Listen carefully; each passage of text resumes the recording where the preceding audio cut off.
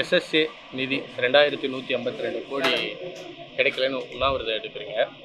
இந்த ஆண்டுக்கான நிதி மட்டும் வரலன்னு உண்ணாவிரதமா? இல்லை இதுக்கு முன்னாடியும் அவங்க பல நிதிகளை கொடுத்ததில்ல, இதுக்கு முன்னாடியும் இருந்த ஆண்டுகளில் இவங்க சரியான நிதி கொடுத்துருக்காங்க? போன வருஷம் வந்து நமக்கு 18,000 கோடி கொடுத்துருக்காங்க. அதுக்கு போன வருஷம் 20,000 கோடி கொடுத்துருக்காங்க.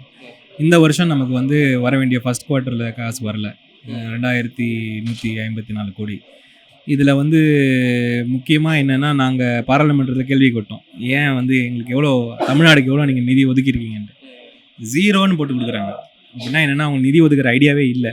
நம்ம வந்து இந்த புதிய கல்விக் கொள்கையை ஒத்துக்கிற வரைக்கும் உங்களுக்கு நிதி கொடுக்க மாட்டோன்ற ஒரு பிளாக்மெயில் ஸ்டேட்மெண்ட்டை தான் வந்து தர்மேந்திர பிரதான் வைக்கிறாரு. கடந்த பிப்ரவரி மாதம் கூட இந்த மாதிரி பிரதமருக்கு ஸ்டாலின் அவர்கள் கடிதம் எழுதியிருந்தாரு. அப்போ வந்து இது வந்து இந்த மொழி பிரச்சனையாக இருக்கும், உங்கள் தேசிய கல்விக் கொள்கையை நீங்கள் இது பண்ணிங்கன்னா தமிழ் போன்ற மொழிகளுக்கு பிரச்சனையாக இருக்கும், அதனால் இதில் சிக்கல் இருக்குது அப்படின்னு சொன்னார். அதுக்கு வந்து தர்மேந்திர பிரதான் வந்து ஒரு பதில் அளிக்கிறாரு. என்னன்னு சொல்கிறாருன்னா, இதில் மொழி பிரச்சனை எதுவும் கிடையாது, இது வந்து 8ஆம் வகுப்பு வரைக்குமே நீங்கள் உங்கள் தாய்மொழியிலே படிச்சுக்கலாம், நீங்கள் இந்த தேசிய கல்விக் கொள்கையை அமல்படுத்தாததுனால 5000 கோடி வந்து தமிழ்நாட்டுக்கு தான் இழப்பீடு, இதனால பல குழந்தைங்களும் ஆசிரியர்களும் பாதிக்கப்படுறாங்க அப்படின்னு அவர் சொல்றாரு. அது என்ன சொல்றாரு? கொடுக்க மாட்டோன்றாரு காசு. அதான் இது இழப்பீடுன்னு சொல்லலை, கொடுக்க மாட்டோம். அதாவது நான் என்ன கேள்வி அவருக்கு தர்மேந்திர பிரதான் திருப்பி வைக்கிறேன்னா, இந்த காசு என்ன நீங்கள் மரத்துலேருந்து எடுத்துகிட்டு வந்தீங்களான்னு நான் கேட்குறேன். எங்கள் ஜனங்கிட்ட இருந்து நாங்கள் வாங்கி வரி வசூல் பண்ணி உங்களுக்கு கொடுத்த காசை திருப்பி கொடுக்க மாட்டோம்னு சொல்கிறதுக்கு உங்களுக்கு யார் உரிமை கொடுத்தா? அதாவது ஒரு அரசாங்கம் வந்து மக்களோடு சேர்ந்து பயணிக்கிற அரசாங்கம் இருந்தால் நம்ம புரிஞ்சுக்கலாம்.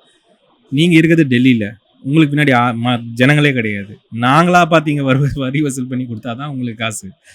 அந்த காசை நீங்கள் திருப்பி கொடுக்க மாட்டேன்னு சொல்கிறது வந்து ஒரு உச்சக்கட்ட அட்ராசிட்டியாக நான் பார்க்குறேன். மற்ற மாநிலங்களுக்கு இந்த நிதி எப்படி? எல்லாத்துக்கும் கொடுத்துட்டாங்க. கேரளா, வெஸ்ட் பெங்கால், தமிழ்நாடு 3 யார் வந்து ஆப்போசிஷன் ரூல்டு ஸ்டேட்ஸோ, யார் வந்து இந்த என்இபி மேலே கேள்வி கேட்குறாங்களோ அவங்களுக்குலாம் கொடுக்கல. Okay sir. இப்போ எதிர்கட்சியாக இருக்க கட்சிகள் இந்த இதுக்கு ஆதரவு தெரிவிச்சிருக்காங்க. இப்போ ஸ்டாலினாக இருக்கட்டும், இல்லை மற்ற எம்பிக்களாக இருக்கட்டும், உங்கள் போராட்டத்துக்கு ஆதரவு தெரிவிச்சிருக்காங்க சார்? கண்டிப்பாக ஆதரவோடு தான் இருக்கிறாங்க, இல்லைன்னா நம்ம இங்கே உட்காந்துருக்கவே மாட்டோம். எல்லாருமே வந்து இந்த விஷயத்தில் வந்து ஒரு தலைப்பாடாக தமிழ்நாடே ஒன்றாக நிற்கிறது. இந்த ஜல்லிக்கட்டு இஷ்யூவில் எப்படி நின்னோமோ அந்த மாதிரி இந்த இஷ்யூவை பொறுத்த வரைக்கும் குழந்தைகள் சம்மந்தப்பட்ட இஷ்யூ, இதில் வந்து எல்லாருமே ஒரு பிளாட்ஃபார்மில் தான் எல்லா அரசியல் கட்சிகளும் எல்லா சமூக ஆர்வலர்களும் இருக்காங்க. நான் மட்டும்தான் ஒரு உண்ணாவிரதம்னு ஒரு முன்னெடுப்பு எடுக்கிறேனே தவிர, இதற்கு சக்தி வலு எல்லாமே எல்லா பக்கத்துலேருந்து வந்துட்டு தான் இருக்கு. நம்ம பல்வேறு போராட்டங்களை எடுத்தாலும் அவர் தர்மேந்திர பிரதான் வந்து நீங்கள் கல்விக் கொள்கையை அமல்படுத்தாமல் நான் தரவே மாட்டேன் அப்படின்ற நிலைப்பாட்டிலே இருக்கட்டும். அது அவருடைய இயல்பு. அதுக்கு நம்ம என்ன பண்ண முடியும்? நம்மளுடைய விஷயங்களை நமக்கு தெரிந்த மொழிகளில் நம்ம சொல்ல போகிறோம். இப்போ காங்கிரஸ் வந்து இதை தமிழ்நாடு ஃபுல்லாக இந்த போராட்டத்தை எடுக்கும் சார்? கண்டிப்பாக இது தமிழ்நாடு முழுக்க காங்கிரஸ் கட்சி ஆல்ரெடி ஒரு பெரிய எங்களுடைய எல்லா காங்கிரஸ் இயக்கத்தில் இருக்க எல்லா மாவட்டத்தில் இருக்கும். இதில் வந்து அவங்களுடைய லெவலில் ஒரு போராட்டங்கள் பண்ணிட்டு தான் இருக்காங்க. பட் இது காங்கிரஸ் மட்டும் எடுத்து பண்ணால் மட்டுமே போதாது. இது வந்து ஒரு இயக்கமாக மாறணும். மாணவர்கள் இதில் வந்து அவங்களுடைய கருத்துக்களையும் சொல்லணும். அப்புறம் நிறைய சமூக ஆர்வலர்களும் இதில் இன்வால்வ் ஆகணும். அப்போ தான் இது வந்து ஒரு சக்ஸஸ் ஆகும். ஒன்றும் பட்ஜெட்டை ஒதுக்காதனால அவங்களுடைய எண்ணம் ஒன்று தான். அவங்க வந்து ஒரு ஒருமையான ஒரு நாட்டை உருவாக்க பார்க்குறாங்க. ஒற்றுமையான நாடு இல்லை, ஒரே தலைவர், ஒரே கலாச்சாரம், ஒரே மொழி அப்படின்ற ஒரு நாட்டை உருவாக்க பார்க்குறாங்க. 2வது கல்விக்கு எதிரானவர்கள் அவர்கள். மாடர்ன் எஜுகேஷனுக்கு எதிரானவர்கள். இவ்வளோ பேர் வந்து நம்மளை கேள்வி கேட்குறது இந்த படிச்சு தானே வந்து கேள்வி கேட்குறாங்கன்றது தான். ஸோ படிப்பையே வந்து அவங்க கலர் பண்ண விரும்புகிறாங்க. ஸோ அதனால் வந்து ரொம்ப சின்ன வயசுலேருந்தே உள்ள நம்மளுடைய மூளை செலவையில் செய்யணும்னா அது பள்ளிக்கூடத்துலேருந்து ஆரம்பிக்கணும்னு அவங்க நல்லா தெரியும். அதை கண்ட்ரோல் எடுக்க விரும்புகிறாங்க. அதுதான் அவங்களுடைய ஒரிஜினல் எய்ம். இன்றைக்கி அவங்க காசு கொடுக்காதனால நம்ம ரைட் டு எஜுகேஷனில் படிக்கிற பிள்ளைகளுக்கெல்லாம் இன்றைக்கி வந்து ஸ்கூலில் ஃபீஸ் கட்ட முடியாமல் உட்காந்துருக்காங்க. உங்களுக்கு தெரியும், ரைட் டு எஜுகேஷன் வந்து எனக்கு பெருமையான விஷயம். காங்கிரஸ் கொண்டு வந்து ஒரு முக்கியமான ஒரு ப்ரோக்ராம். ஒரு கூலி வேலை செய்கிற குழந்தை கூட வந்து கான்வென்ட் பக்கத்தில் இருக்க கான்வென்ட்டுக்கு போகலாம், அரசாங்கம் ஃபீஸ் கட்டும். இப்போ அதில் வந்து 4 லட்சம் குழந்தைங்க பயனாளிகளாக இருக்காங்க. இன்றைக்கி அவங்களோட நிலைமை என்னென்னு இந்த காசு கொடுக்காதனால அவங்களுடைய நிலைமை கவலைக்கிடமாக இருக்கிறது. ஸோ இப்போ இந்த மாதிரி ஒரு விஷயங்கள் எல்லாம் வந்து நமக்கு அன்றாடம் ஜனங்க வந்து கம்ப்ளைண்ட் பண்ணும்போது ஒரு பாராளுமன்ற உறுப்பினராக நான் அதை மட்டும் பார்த்துக்கிட்டு ஹெல்ப்லெஸ்ஸாக இருக்கிறோம் அப்படின்றத எப்படி நம்ம சொல்ல முடியும்? அதனால் வேறு வழி இல்லாமல் நான் இந்த உண்ணாவிரதம் பிரித்து வைக்கிறதுன்றது அவங்க இப்போ எப்படின்னா அவங்கள பொறுத்த வரைக்கும் ஜாதிய கட்டமைப்பு தான் அவங்க நம்புகிறாங்க. பிரித்து வைக்கிறதுன்றதை விட பிரித்து வைக்கிறதுனா சமமாக பிரித்து வைக்க மாட்டாங்க. மேலே கீழே மேலே கீழே, எனக்கு கீழே நீ, உனக்கு கீழே அவன் அப்படின்ற அந்த கட்டமைப்பு தான் அவங்களுக்கு தெரியும். ஆனால் இன்றைக்கி வந்து அவங்களுக்கு ஓட்டு தேவை. அந்த ஓட்டுக்காக அவங்க இந்துன்னு சொல்லிட்டு திரியுறாங்க. ஆனால் அவங்க ஒரு ஜாதிய அமைப்பு தான். அந்த இந்துன்னு சொல்லி திரியுறது வந்து இஸ்லாமியர்களை வந்து ஒரு எதிரியாக காட்டி இந்துவோட 80% ஓட்டை வாங்கலான்றது தான் அவங்களுடைய லாஜிக்கு. ஸோ அவங்களுடைய ஒரிஜினல் சொசைட்டல் கட்டமைப்பே மேலே கீழே தான். அப்போ அவங்க அரசியல் எல்லாமே அவங்களுக்கு அப்படி தான் இருக்கும். இன்றைக்கி அவங்க அந்த ஜாதி அரசியலை பண்ண மாட்டாங்க. ஏன் பண்ண மாட்டாங்கன்னா ஓட்டு வராது. ஓட்டு வந்து ஜெயிக்க முடியாது. ஜெயிக்கணும்னா பல ஜாதிகள் ஒன்றா சேரணும். அதுக்கு வந்து இஸ்லாமிய விரோதியாக காட்டணும். அப்போ இந்துன்னு அந்த வார்த்தை யூஸ் பண்ணிப்பாங்க. ஆனால் அவங்க அதிகாரத்துக்கு வந்ததுக்கப்புறம் என்ன பண்ணுறாங்கன்னு பாருங்கள்.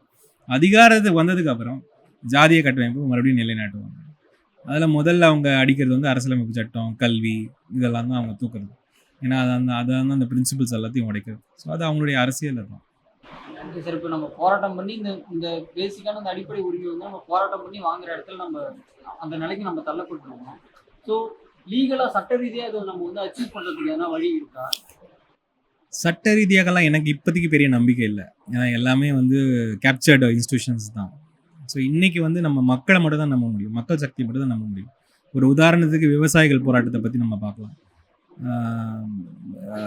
ரொம்ப இடைவிடாமல் அந்த போராட்டத்தில் இருந்து அவங்க வென்றெடுத்தார்கள்.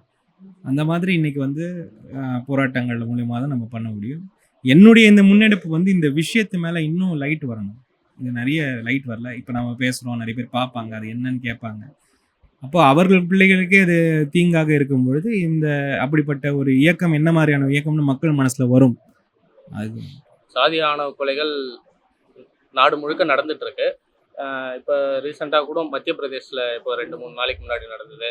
அப்புறம் கவின் சாதி ஆணவ கொலைக்கு அப்புறம் திருப்பியும் தேனியில் வந்து ஒரு ஆணவ கொலை நடந்தது. இந்த மாதிரி நாடு முழுக்க ஆணவ கொலைகள் நடக்குது. இந்த ஆணவ கொலைகளுக்கான தனிச்சட்ட ஏற்ற மாநில அரசுக்கே உரிமை இருக்கும்போது மாநில அரசு அந்த தனிச்சட்டத்தை ஏற்றலை. நீங்கள் இது குறித்து நாடாளுமன்றத்தில் காங்கிரஸ் சார்பாவோ இல்லை எதிர்கட்சிகள் சார்பாவோ நாடு முழுக்க இந்த சட்டத்தை ஏற்படுத்த கண்டிப்பாக தேவை. கண்டிப்பாக அதோடைய தேவை வந்து ரொம்ப முக்கியம். அதில் வந்து எந்த மாற்று கருத்தும் கிடையாது. என்னால் முடிஞ்ச இந்த வர கூட்டத்தொடரில் நான் இது வரைக்கும் அந்த முனைப்பை எடுக்கலை. ஆனால் வேறு பார்லிமெண்டரிஸ் தான் எடுத்திருக்காங்க. இந்த கூட்டத்தொடரில் அதை கண்டிப்பாக ஒரு முன்னெடுப்பை எடுத்து நம்ம பண்ணுவோம். ஆனால் அந்த தனி சட்டம் கண்டிப்பாக தேவை. இது தனிநபர் மசோதான்னு அப்புறம் ராஜஸ்தானில் மசோதா, பல மாநிலங்களில் மசோதாவும் தனிநபர் மசோதாவும் நிறைவேற்றிருக்கேன். நீங்கள் அந்த மாதிரி ஏதாச்சும் ஏற்பாடு?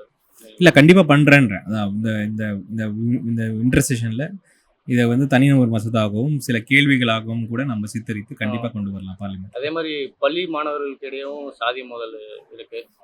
இது குறித்தும் இது வந்து ரொம்ப ஒரு மோசமான ட்ரெண்ட். இது பள்ளிகளில் வந்து நம்ம இன்னும் ஸ்ட்ராங்காக இதை என்ஃபோர்ஸ் பண்ணணும்னு என்னுடைய நம்பிக்கை. பட் எல்லாத்தையும் தாண்டி சாதி ஒழிப்பை ஒரு முக்கியமான ஒரு ஒரு ஒரு இஷ்யூவாக நம்ம சொசைட்டியில் மட்டும் இல்லை அரசியல்லையும் கொண்டு வரணும்னு நான் நினைக்கிறேன். இப்போ நேற்று 2 நாளைக்கு முன்னாடியே வந்து ஆர்எஸ்எஸ் தலைவர் வந்து என்ன சொல்கிறாருன்னா, நீங்கள் வந்து குலக்கல்வி திட்டத்தை, குருகுல திட்டத்தை வந்து கல்வி மூலயமா கொஞ்சம் கொஞ்சமாக நீங்கள் சேர்க்கணும், அப்போனா தான் வந்து கல்வி மேம்படும் அப்படின்ற மாதிரி ஒரு ஸ்டேட்மெண்ட் சொல்கிறாரு. நீங்கள் எப்படி பார்க்குறீங்க? அவருடைய வேலையை அவர் பார்க்குறாரு. அவருடைய வேலை வந்து சமுதாயத்தை உடைக்கிறது தான். பேசிக்கலி ஆர்எஸ்எஸ் வந்து ஒரு சாதிய அமைப்பு தான். இந்தியாவை பொறுத்த வரைக்கும் மதம்ன்றது 2வது தான், சாதி அட்ராசிட்டி தான் முதல்ல. அதனால் அவங்களுடைய ஒரிஜினல் கலரை அவங்க காட்டுறாங்க, அவ்வளோதான். அதில் ஒன்றும் மாற்றுக்கிறது கிடையாது.